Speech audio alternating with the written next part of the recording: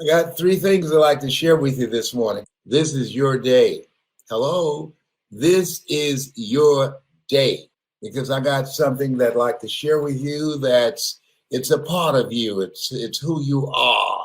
But sometimes we can get staggered by life and take a few blows to the head and we forget who we are or where we are. You've seen a fight and a guy takes some blows and the referee just step in front of him and say, how many fingers I got up? You know, the guy say, one. I've been knocked senseless in life. I understand about that. And it's just a short message, just a reminder and fall forward. Okay. Or like I said, if life knocks you down, try and land on your back, because if you can look up, you can get up. And when you get up, you're getting up with something. You're getting up with faith. You're getting up with determination. You're getting up with a hunger to win, to do some things of how to handle the adversities of life, how to go through some stuff, how to handle when life snatched the rug out from under you like it has on the planet, and what it is you need to do to rebuild your life, to pick up the pieces and start all over again. And part of it is when you go through a major transition in your life, a major interruption, you need somebody in your life. You need somebody new in your ear who's not going through it the same way you're going through it. It can help you get through it. Now, you don't need nobody talking to you. They all broken down and talking to you with craziness. The devil is a liar, and they ain't got a pot to pee in or a window to throw it out of. You need somebody who's handling this thing up in here, all right? You know, I just thought about something. The key to success is look at successful people and do what they do. And look at people who are just living a mediocre life and don't do what they do. Okay? Really? Because that's what I did. I watched and I studied people who were successful. I was born in Liberty City in Overtown. I was raised in Liberty City in Overtown. And I had friends who lived on Miami Beach that I met, and I stayed around them. I met them while going to work with my mother, who was doing domestic work, cleaning homes on Miami Beach. And I heard one of the families that she worked for, Mr. Sidersky, say to his son, you want to be successful? He said, watch successful people and do what they do, and you accomplish the things that I have accomplished. And watch poor people and don't do what they do. That was some good advice he gave his son. I overheard the conversation. I took it to heart. I remember reading something about Jackie Onassis. Somebody asked her, if you lost all of your money, how would you get your wealth back? And I love her answer. She said, I would go to the most expensive restaurant and move my table as close as I possibly could to people that are in there having conversations, primarily wealthy people. Order a glass of water and eavesdrop on their conversations. And in 2 years, I will get all my wealth back. Whoa. That's something to think about. See, the reason that a lot of people are panicked right now and feeling anxious, be anxious for nothing. They're listening to the wrong people. Right now, you want to be selective of who you listen to. Right now, you want to get around the right people that lift your spirit, that inspire you, that make you feel good, that make you laugh, and remind you that you have greatness in you, that you can overcome this, that let you know that you were made for this. See, when you think about life, people say it's challenging. Yes, it is challenging. Life is for our growth and development. You cannot develop growth without being challenged. Faith not tested can't be trusted. In life, you will always be tested. Stuff's going to happen to you. You're going to lose people. You're going to get sick. Tragedies, accidents, all kinds of stuff will be thrown at you. But it doesn't matter about those things. What matters most is about you, how you handle it. And see, most people are pessimistic. They look at a difficult situation and they give up and they surrender. They become negative, pessimistic people. They can look at opportunities and they'll say, nah, it won't work. Why? Because they're pessimistic. An optimist will look at difficult situations and they'll look at obstacles.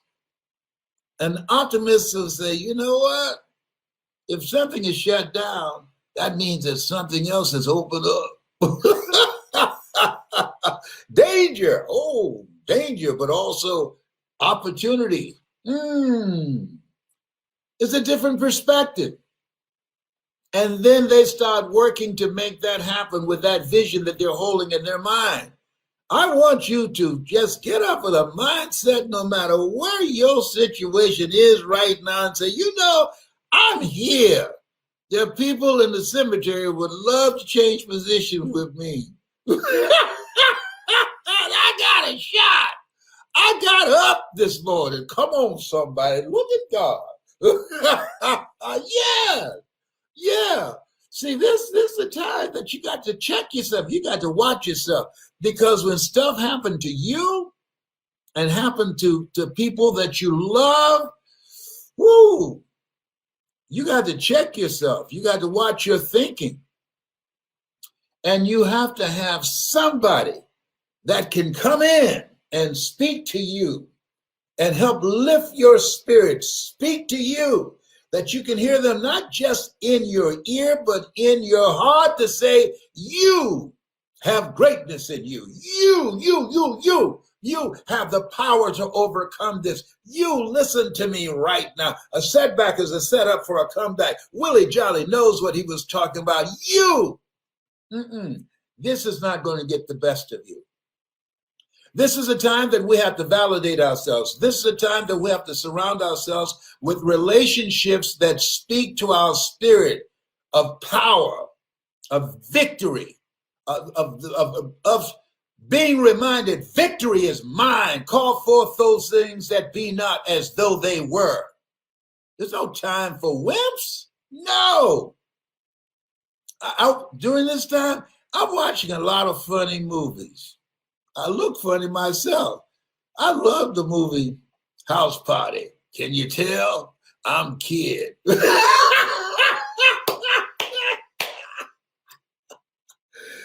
to me. Hey, this thing called life, it's challenging. And so I decided I'm going out smiling. Nobody's figured out how to get out of life alive. And so I decided I'm having a good time. I enjoy laughing. I enjoy helping people. I enjoy having fun. I enjoy making money. One of my favorite scriptures, feast is made for laughter and wine maketh merry, but money answereth all things. And so I do things that allow me to help people, which is my calling, to inspire people, which is my calling, which gives my life a sense of fulfillment. Would you like that? And purpose, would you like that? Of course you would. Why ask that rhetorical question, whatever that means? Hello? If you like that, I can hook you up. See, this thing, if you try and figure it out all by yourself, it's going to take you a lot of time. You don't want to waste time trying to do something you've never done. If one of the smartest men ever lived, Einstein said, the thinking that has brought me this far has created some problems that this thinking can't solve. Now, if Einstein said that, he was saying, hey, look here, my thinking has topped out. I need some help. I need some other input. I need some other thinking, some other guidance, because I've gone as far as I can go with this thinking. And all you have to do is look at your life where it is right now and know that your best thinking has produced what you now have. People say, why do you look so young? Because I'm not stressed out. I don't do stress. That's not the kind of life I want. Are you one of those people that don't like doing stress? Is that right? I hear you by, I said, okay, I can hook you up.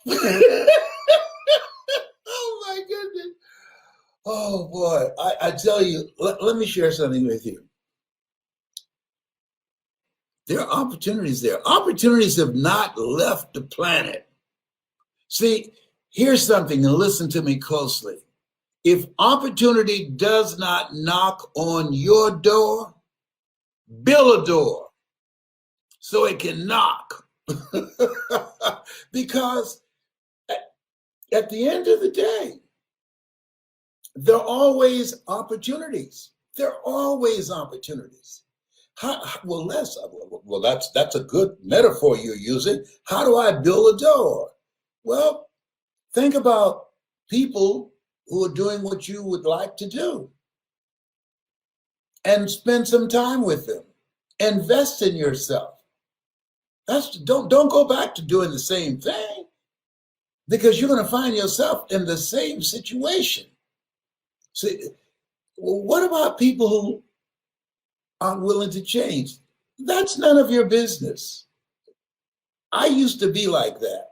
But even Jesus said, the poor, by the way, all power is in my hands. Oh, by the way, the poor will always be among you. Why?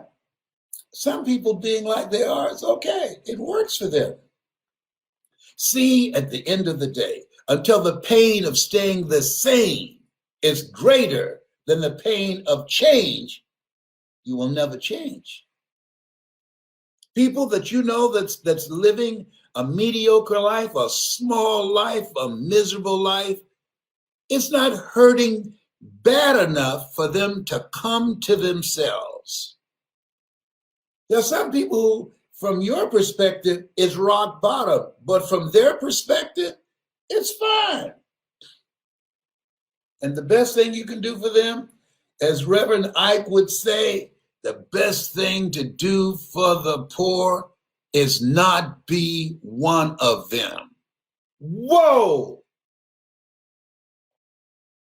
Whoa! I thought that was cold-blooded. Whoa, it's backed up with scripture.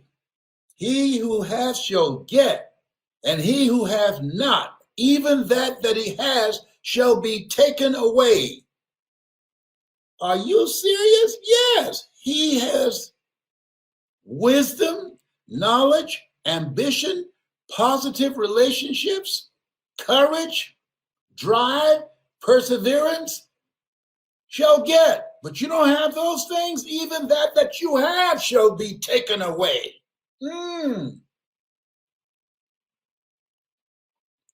We know people who are intelligent, have all kind of talent, and they threw their talent away in exchange for drugs, for alcohol, in exchange for a toxic relationship. I had a friend who, all through school, we used to watch Perry Mason. She was in the neighborhood. We watched Perry Mason, who never lost but one case. And she wanted to be a lawyer. And when she graduated from school, I just knew she was going to go to Florida A&M University and go to law school. And I saw her years later, and she had about 5 or 6 kids. I said, did you ever go? No. What happened? I got pregnant and married to the wrong person. Wow. Wow. You know what I've come to learn? I said, but people get married and pregnant and still become involved in an educational process that allow them to live their dreams. What happened? Well, my husband told me I didn't need to go to law school. I want to share something with you. It's deep, but it's not deep, but it's deep. There's some areas of your life that nobody has the right to weigh in on. Did you hear me? There's some areas of your life that nobody has a right to speak into. They have no right to do that. And don't you give them permission. There's certain areas of your life that's sacred, your dream, your calling. Nobody has a right to say to you that you should not live your calling, that you should swallow your voice, that you shouldn't use your gift that will make room for you. There's some areas of your life that gives your life a sense of meaning and purpose and drive and excitement that nobody has the right to take that from you. They have no right. Now, you might give it to them, but they have no right to do that. And if you've given it to them, take it back. Take your life back. What if they get upset? Oh, they'll get over it. But you won't if you allow them to rob you of your dream. If you allow them to rob you of living a more fulfilling life. If you allow them to rob you of the calling that God has placed on your life, when you leave,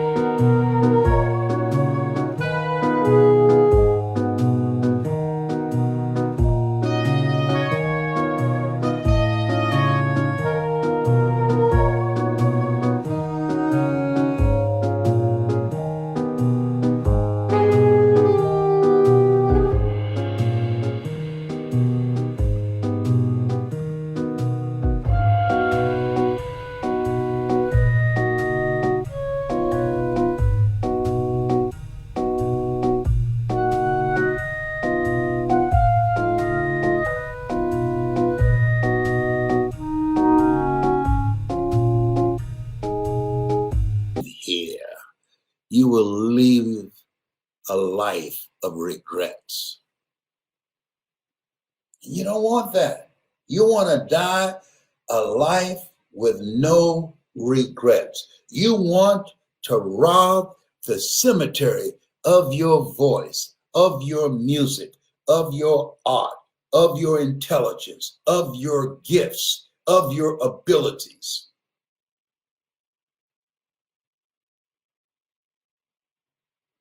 Miles Monroe had a point. Rob the cemetery. Don't take that stuff that you got to your cemetery. I was looking for a friend of mine the other day named Sam Daniels. And I knew Sam when I was in high school. Sam lived in Good Bread Alley, and his brother Bobby, who drives the bus. I think he's still driving the bus in Miami. I don't know. Sam could sing. Sam could dance. And I thought about a project. I said, I'll call Sam and see what he's doing. And I called a friend. Oh, Sam's gone. Say what? Yeah. He's been dead for some time.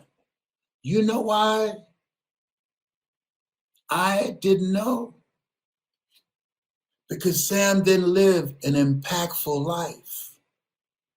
Most people, when they die, you probably find out accidentally. That's happened to you before. You will say, oh, I didn't know. How long they've been dead? Oh, child, a long time. You know why? Because they didn't do anything with their life. They didn't do anything. Had they done something with their life, had they made their presence felt, you would have known. When Maya Angelou took her last breath, we knew. When Nelson Mandela left here, we knew.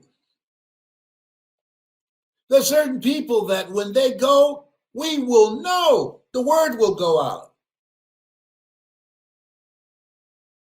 Live a life that matters. Live a life that will outlive you. Most people are living the lives that other people told them to live. See, here's how you grow. Listen to me. Had a good conversation with my daughter this morning. Reverend Serena Brown Travis. And I said, baby, and she's been diagnosed positive, and she's moving through it. She's moving through it, and my son-in-law, they're moving through it victoriously. I said, listen, you only grow two ways. Listen to me, you need to write this down. Through people and projects. That's the only way we grow. People who know more than you. People who have more than you.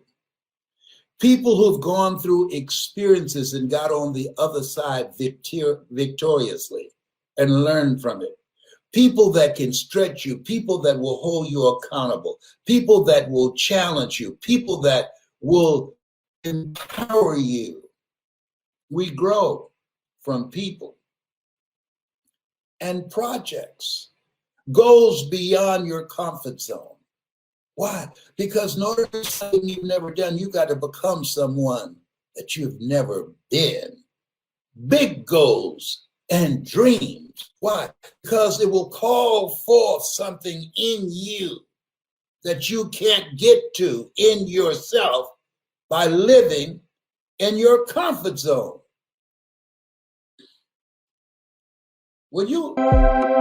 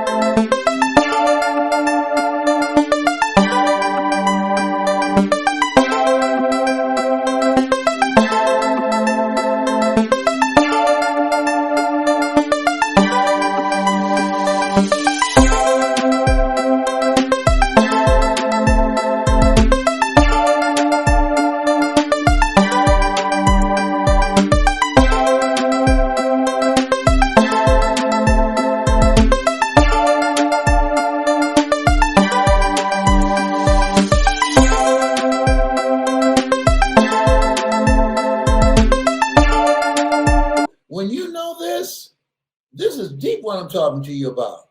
That you grow from people and projects. You can be set out on the street with all your furnishings. You can lose your job. You can be evicted from your home and you won't be fazed. You know why? Because you know you can produce it again. You'll be unfazed because you know you're more than a conqueror. You know greater is he that's in you than he that's in the world. You know, seek ye first the kingdom of God and his righteousness, and all these things will be added unto you. You know that you were born to win. You know that this is a temporary situation. You know tough times don't last, but tough people do. You've got to be tougher. Yeah.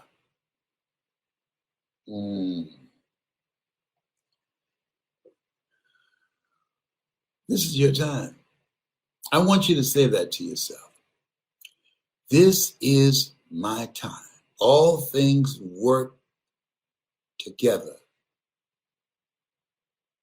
for those who love God. All things work together for your good. Everything that's happening, there's somebody that needs to learn, how did you handle this? How did you get through this? What did you do? All things work together for good for those who love God. You are called for his purpose. Sometimes you have to go through something to get something.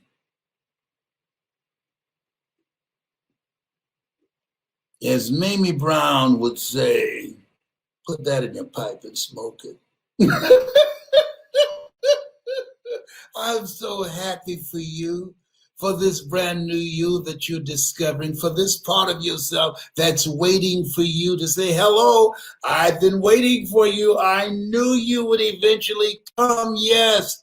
Oh, the best is yet to come. What you are going to experience in this new version of yourself because of how you came through this, eye has not seen, ear has not heard, nor has entered the heart of mankind what God has